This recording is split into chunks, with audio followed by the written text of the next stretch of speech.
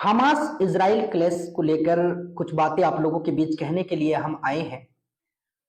हालांकि गोदी मीडिया तो तरह तरह से हमास के खिलाफ या फिर फिलिस्तीन के खिलाफ प्रोपेगेंडे के तहत वीडियो आप लोगों को दिखाते हैं, ढोल ढक्का धमाका बजाते हुए। एक गोदी मीडिया लिखते हैं हमास इजराइल के बारे में कुछ ठोस जानकारी आप लोगों को देंगे। उससे पहले गोदी मीडिया जो हेडलाइंस दिखाते हैं कुछ आप लोगों के बीच रखेंगे हम। जैसे एक गोदी मीडिया, सेंट्रल गोदी मीडिया दिखाते हैं जंग में उतरेंगे 190 करोड़ मुसलमान, होगा तीसरा विश्व युद्ध, 57 मुस्लिम देश हो जाएंगे खत्म। एक गोदी मीडिया लिखते हैं आज की जंग में अब होगी भारत की एंट्री, आज की जंग में होगी अब भारत की एंट्री। एक गोदी मीडिया क्या लिखते हैं हमास के पास से 40 बंधक हो गए हैं लापता, अब हमास की विनाश तय है। एक गोदी मीडिया क्या लिखते हैं आज रात मचेगी तबाही, गाजा में उतारे जा रहे हैं टैंक, अलर्ट पर 57 मुस्लिम देश। उसके बाद एक गोदी मीडिया लिखते हैं नेतन्याहू के एक चाल में पूरे मुस्लिम दुनिया में उलट पुलट। देखिए गोदी मीडियाओं का हेडलाइन आप लोगों को पढ़ रहे हैं हम। एक गोदी मीडिया क्या लिखते हैं युद्ध में उतर गए हैं मोदी, इजराइल बोला थैंक यू। गोदी मीडियाओं का हेडलाइन देखिए। उसके बाद एक गोदी मीडिया क्या लिखते हैं झूठ गए हमासी आतंकी, वार में नेतन्याहू की हो गई है जीत। देख रहे हैं इस तरह का जो है हेडलाइन। वर्ल्ड वार हुआ तो मुस्लिम देश हो जाएंगे खत्म, वर्ल्ड वार हुआ तो मुस्लिम देश हो जाएंगे खत्म। तो ये जो है हेडलाइन है दोस्तों, गोदी मीडियाओं के द्वारा लिखे जाते हैं। इन लोगों के हेडलाइन से, इन लोगों के बोलने के अंदाज से, इन लोगों के एंकरिंग के जो ढांचा है उस ढांचा से पता चलता है कि इन लोगों के अंदर मुसलमानों के प्रति किस तरह से जहर पनपा हुआ है। इनके सोच के अंदर, इनके मेंटलिटी के अंदर जो मुसलमानों के प्रति जहर है वो उभर कर आ रहे हैं, हम देख पा रहे हैं। और इन लोगों को अंधभक्त बड़ी ही जोश हवास से देखते हैं। लेकिन सच्चाई क्या है दोस्तों? सच्चाई क्या है? सच्चाई तो ये भी है कि हमास के अंतर्गत जो फिलिस्तीन है, जिसे हम लोग गाजा के नाम से जानते हैं, आम साधारण मुसलमान तो मरते हैं। आम जो दिन कमाकर मजदूरी जिंदगी जीने वाले आम लोग जो है बहुत ही बेबसी के मौत वो लोग मर रहे हैं। इन लोगों को तो मौत नहीं कहा जा सकता, शहीद हो रहे हैं। लेकिन हमास के सेनाओं को किसी भी तरह का कोई खास नुकसान नहीं हो रहा। इजराइल लेटेस्ट हथियारों से हमला करते हैं, एक से एक बेहतरीन हथियारों से हमला करते हैं। लेकिन ये जो 6 दिन के लिए इजराइल और हमास के बीच में समझौता हुआ, कि सीज फायर का समझौता हुआ, ये किसने कराया? हमास ये चाहता था कि सीज फायर हो, लेकिन जब तक इजराइल ना चाहे तब तक सीज फायर नहीं हो सकता था। इजराइल क्या कह रहा था कि जब तक हमास का खात्मा ना हो जाता तब तक हम लोग सीज फायर नहीं करेंगे। लेकिन बीच में आखिर क्या हो जाते हैं कि अचानक पहले 4 दिन के लिए मान जाते हैं, उसके बाद 4 दिन से भी नहीं 6 दिन कर देते, 2 दिन और बढ़ा दिया जाता है अमेरिका के सहयोग से। 6 दिन के अंदर क्या क्या हुआ दोस्तों, ये भी आप लोगों के बीच हम बोलना चाहते हैं, ये भी आप लोगों के बीच हम रखना चाहते हैं। 6 दिन के अंदर इजराइल ने क्या किया, हमास ने क्या क्या किया, ये जो है आप लोगों को बताएंगे। इजराइल ने इस 6 दिन के अंदर अपना जो हथियार है, जो तैयारी है लड़ाई के लिए, जो सिस्टम है, उसको मजबूत किया है। क्या मजबूत किया है? जो आयरन डोम है, जिसको हमास मात दे रहा था, हमास रॉकेट मार मार के उनके आयरन डोम, जो कीमती आयरन डोम है, वो तबाह कर रहा था। 10,000 20,000 के खर्च करके जो है एक रॉकेट हमास मारते थे, उसे 1 करोड़ से 1.5 करोड़ रुपए खर्च करके एक आयरन डोम के जरिए से उस रॉकेट को रोकना पड़ता था। और इस तरह से इजराइल के जितने भी आयरन डोम सिस्टम था पूरी तरह से खाली हो गया था। उनके पास हथियार नहीं था हवा में लड़ाई करने के लिए। अगर एक साथ उसी तरह से अगर 4,000 5,000 रॉकेट फिर से हमास मार देता तो इजराइल का आयरन डोम जो है उन मिसाइलों को, उन रॉकेट को रोक नहीं पाता, क्योंकि उनके पास स्टॉक खत्म हो गया था। उस स्टॉक को पूरा करने के लिए इजराइल जो है इस 6 दिन के सीज फायर को एक्सेप्ट किया। साथ में इजराइल के पास बहुत सारे हथियार कम हो गए थे, उनके फौजों के बीच में, उनके सेनाओं के बीच में जो है आपसी मतभेद पैदा हो गया था, उसको भी समझना जरूरी था उन लोगों के लिए। और देश के अंदर, इजराइल के अंदर एक अफरा तफरी का माहौल था। जो इजरायली कुछ प्रभावशाली लोग हमास के हाथ में थे, उन लोगों को छुड़ाना जरूरी था।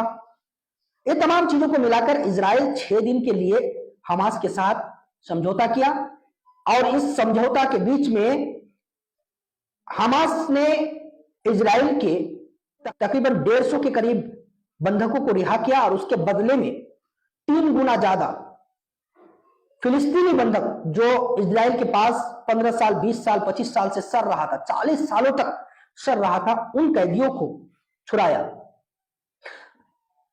अब हम आप लोगों को बताना चाहेंगे कि इजराइल तो अपना जो है तैयारी किया 6 दिन के अंदर अमेरिका की मदद से, अमेरिका के बगैर इजराइल 12 घंटा भी नहीं टिक सकता। 12 घंटे के अंदर इजराइल जो है चले जाएंगे, मटिया मेट हो जाते। लेकिन अगर अमेरिका उनके साथ नहीं होता, यहां पर हमास ने क्या क्या तैयारी की है। हमास कहीं ना कहीं 7 संगठन को, इसमें एक देश ईरान तो ही है, 7 इस्लामिक संगठन को जो अलग अलग फिरके से अलग अलग इस्लामिक अकीदे रखते हैं, शिया, सुन्नी, वहाबी या फिर अहले हदीस, कुछ भी हो जाए अपने अपने अंदाज में, तमाम संगठनों को एकजुट करने में हमास कामयाब हुआ है। इस वक्त हमास हुती विद्रोही, लेबनान से हिजबुल्लाह को और सीरिया के सेनाओं को और चेचन्या को जो यूक्रेन में तबाही मचा रहा है, यूक्रेन के जो है सरदर्द बन के बैठा हुआ है, तमाम संगठनों को एकजुट करने में और तमाम संगठनों से सेना हासिल करने में हमास कामयाब हुआ है। ये जो नाम बताया आप लोगों को, ये तमाम संगठनों से एक टुकड़ी सेना दल हमास के फेवर में इस जंग में उतरने की तैयारी कर चुके हैं। यहां तक कि कुछ सेना हमास में आकर शामिल भी हो चुका है। यह जानकारी निकलकर आ रही है। हमास के उत्तरी हिस्सा को तो इजराइल काबू में कर लिया है। उत्तरी हिस्सा में हमास कमजोर था, वहां पर लोगों, आम जनता जो है, आम जनताओं की ज्यादा तादाद थी, लेकिन हमास सही से मजबूत नहीं हो पाया था। वहां तक आसानी से तकरीबन 40% गजा को इजरायली फोर्स ने घेर लिया है, मतलब पहुंच गया है। लेकिन आगे उत्तरी इलाके में अब जो है इजराइल हमला करने की कोशिश कर रहा है। हालांकि 6 दिन सीज फायर होने के बावजूद अंदर ही अंदर हमास के सेना और इजरायली सैनिकों के बीच में आमने सामने गोलीबारी होते रहते हैं, जिसमें तकरीबन 11 आम साधारण नागरिक फिलिस्तीनी भी मारे गए हैं। आज के डेट में भी एक फिलिस्तीनी इस मुठभेड़ के बीच में अपने जान गंवाए हैं। लेकिन हमास के सेनाओं को क्या इजराइल मार पा रहे हैं? नहीं मार पा रहे हैं। मरते कौन है? आम साधारण नागरिक मरते हैं। इजराइल आम पब्लिक को मारते हैं। हमास को नुकसान बिल्कुल ना के बराबर कर पा रहे हैं। कुछ सेना जो इजराइल के साथ लड़ते हुए मर रहे हैं। अब इजरायली सैनिक कितने मरे हैं? अगर इस बात पर हम बात करें, गोदी मीडिया की तरफ से जो निकल के आ रहे हैं वो कितना, तकरीबन 450 बताया जा रहा है। लेकिन असलियत क्या है? असल में जो अनऑफिशियली रिपोर्ट निकलकर आ रहे हैं, हमास का जो दावा है, हमास जो कह रहे हैं कि इजराइल अपने सैनिकों के मौत की संख्या को छुपा रहे हैं। हमास का कहना है तकरीबन 1500 से 2000 इजरायली सैनिक अभी तक मारे जा चुके हैं आसमानी और जमीनी लड़ाई में। खासतौर से ज्यादातर 95% जमीनी लड़ाई में इजरायली सैनिक मारे जा रहे हैं, और जिसके वजह से इजराइल के अंदर एक बहुत बड़ा संग्राम, बहुत बड़ा आंदोलन भी शुरू हो चुका है नेतन्याहू के खिलाफ। अब नेतन्याहू चाहकर भी इस जंग से पीछे नहीं हट सकते। अगर जैसे ही वो जंग बंदी करेगी, जैसे ही जंग खत्म होगा, इजराइल में अफरा तफरी का माहौल होगा। इजराइल के आम जनता पूछेंगे नेतन्याहू से कि इस जंग को करके, इस लड़ाई को करके तुमने आखिर क्या फायदा किया, कौन सा मुनाफा करके दिखाया, क्या हुआ इस जंग में? तो नेतन्याहू के पास कोई जवाब नहीं बचेगा। तकरीबन 15% जीडीपी इजराइल का इस जंग में खत्म हो चुका है। जीडीपी समझते हैं ना, जो इजराइल की अर्थव्यवस्था है, 15% अर्थव्यवस्था जो है इस लड़ाई में इजराइल का गिर चुका है। इतना ही नहीं, इजराइल के और भी अर्थव्यवस्था गिरने की कगार में है। भले ही जंग खत्म हो जाए, जंग बंदी होने के बाद भी इजराइल के अर्थव्यवस्था जो बता रहे हैं, जो अर्थशास्त्री हैं, जो अर्थ के ज्ञानी हैं, वो लोग बता रहे हैं कि आने वाले 5 साल या 10 साल तक इजराइल इस लड़ाई की जो भरपाई है वो नहीं कर पाएगी। इतनी मोटी तादाद से जो है, इतनी मोटी तादाद से इजराइल खर्च कर रहे हैं इस जंग में, लेकिन फिर भी हमास जैसे एक 40 किलोमीटर एरिया में फैले हुए एक छोटा सा एरिया को अपने कब्जे में नहीं ले पा रहे। अब तो हमास के साथ तकरीबन 7 संगठन उतर गए हैं जो इजराइल के चारों तरफ से जमीनी लड़ाई लड़ने के लिए तैयार है। इतना ही नहीं, लेबनान से हवाई हमले भी हो रहे हैं, हुती विद्रोही जो है हवाई हमला कर रहे हैं, यहां तक के और पॉलिटिकल इंटरनेशनल राजनीतिक तौर पर इजराइल पूरी तरह से जो है बैकफुट पर आ गए हैं, कमजोर है। ये तमाम चीजों को मिलाकर लग रहा है, आप लोग भी इस पर विचार जो विद्वान हैं वो समझ सकते हैं कि कहीं ना कहीं पॉलिटिकली इंटरनेशनल राजनीतिक दुनिया में हमास ने जीत हासिल की है, हमास को जीत मिली है। भले ही फिलिस्तीन के आम जनता बर्बाद हुआ, फिलिस्तीन के आम लोग बर्बाद हो रहे हैं, लेकिन जंग में असल में फायदा हमास को पहुंच रहे हैं, हमास को पहुंच रहे हैं। और मस्जिद अक्सा के लिए जो संग्राम चल रहा है, जो जिहाद चल रहे हैं, मस्जिद अक्सा को आजाद करने के लिए, मस्जिद अक्सा को महफूज रखने के लिए जो मस्जिद अक्सा मिशन के तहत जो सेना लड़ रहे हैं, वहां पर जो है कहीं ना कहीं फायदा हासिल हो रहे हैं। और ये तब हो रहे हैं जब तमाम मुस्लिम दुनिया कई खैमों में बांटे हुए हैं, तमाम मुस्लिम दुनिया अलग अलग हिस्से में बांटी हुई है। यहां पर हमास के साथ अभी तक हम लोग कहां तक देख पा रहे हैं, किन किन को साथ में देख पा रहे हैं, खुलकर समर्थन जो कर रहे हैं ईरान कर रहे हैं। खुलकर समर्थन करने वालों में से अगर देखा जाए तुर्की है। यही 2 कंट्री है, 2 देश है जो मजबूती के साथ हमास के साथ खड़े हैं। और एक नॉन मुस्लिम कंट्री जो उत्तर कोरिया है, वो कहीं ना कहीं हमास के साथ है और वो हथियार देने के लिए तैयारी कर रहे हैं और हथियार दे भी रहे हैं। और दूसरी तरफ पाकिस्तान, इस्लाम की रहनुमा अपने आप को दावा कर रहे हैं। ये पाकिस्तान, सुनने में आ रहे हैं कि पाकिस्तान इजराइल के पास हथियार बेच रहे हैं हमास से लड़ने के लिए। ये पाकिस्तान है, ये परिस्थिति है पाकिस्तान की।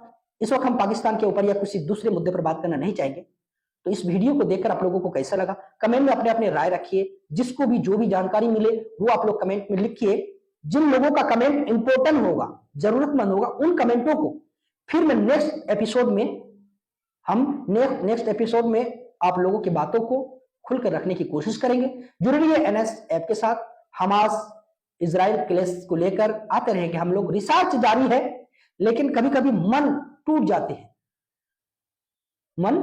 हैं हमास को लेकर रिपोर्टिंग करने में, क्योंकि अपने ही मुसलमान कौम, अपने ही कम्युनिटी एक प्लेटफॉर्म में नहीं है, एक साथ नहीं है। अपने ही जो शरीर का एक अंग